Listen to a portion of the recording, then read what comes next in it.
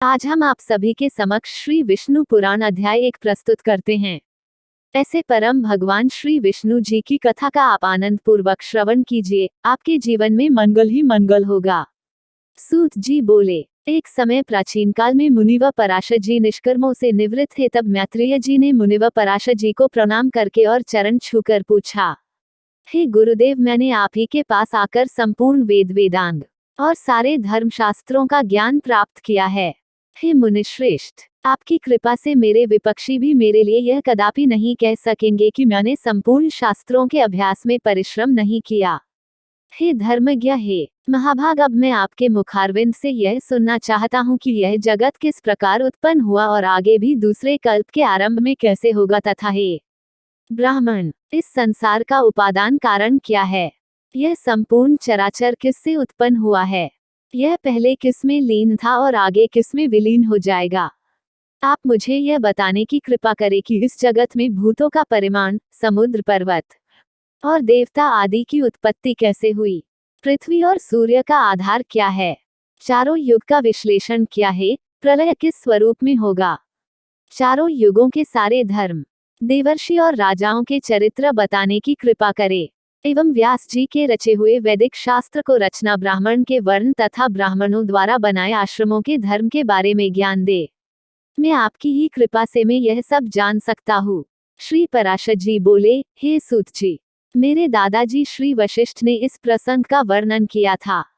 यह प्रसंग याद दिलाने के लिए तुम धन्यवाद के पात्र हो। मैंने उस समय पर यह सुना था कि मेरे पिताजी को विश्वामित्र की प्रेरणा से एक राक्षस ने खा लिया है। तब मुझे बहुत क्रोध आया था, इसीलिए मैंने उन राक्षसों का वध करने के लिए यज्ञ का आरंभ किया था। उस यज्ञ में सैकड़ों राक्षस जलकर भस्म हो गए और यह देख मेरे दादा वशिष्ठ मुझे बोले, इतना क्रोध करना ठीक बात नहीं है। तुम्हारे पिता के लिए जो होना था वही हुआ है, उसमें राक्षसों की कोई भूल नहीं है। इस संसार में कोई किसी को नहीं मारता, सब अपने कर्मों का फल भोगते हैं। क्रोध मूर्खों को आया करता है, बुद्धिवानों को नहीं। क्रोध मनुष्य के अत्यंत कठोर तप का भी नाश कर देता है। महर्षि यह क्रोध का त्याग करते हैं क्योंकि यह क्रोध की वजह से लोक तथा परलोक दोनों ही बिगाड़ के रख देता है। इन राक्षसों का वध करने का कोई मतलब नहीं है, इसीलिए तुम इस यज्ञ को समाप्त कर दो। क्षमा देने में ही साधुओं का कल्याण है।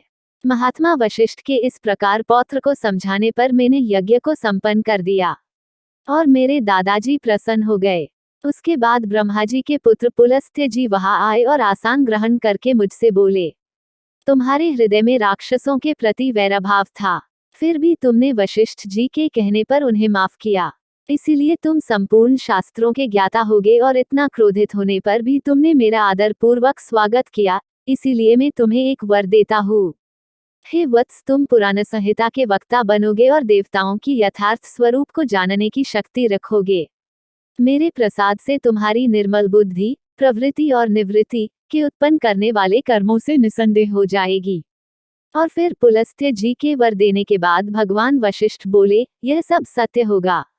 हे मुनि, प्राचीन काल में भगवान वशिष्ठ और पुलस्त्य जी ने जो भी कहा था वो सब तुमने मुझे इस तरह सवाल पूछकर स्मरण कराया है, इसीलिए मैं तुम्हें वो संपूर्ण पुराण संहिता का ज्ञान दूंगा। यह सृष्टि भगवान विष्णु से उत्पन्न हुई है, इसकी रचना भगवान विष्णु ने ही की है। वह इसकी स्थिति और लय के करता है, तथा यह जगत भी वे स्वयं है। इस प्रकार श्री विष्णु पुराण के पहले अंश में इसका श्री विष्णु पुराण अध्याय 1 समाप्त हुआ।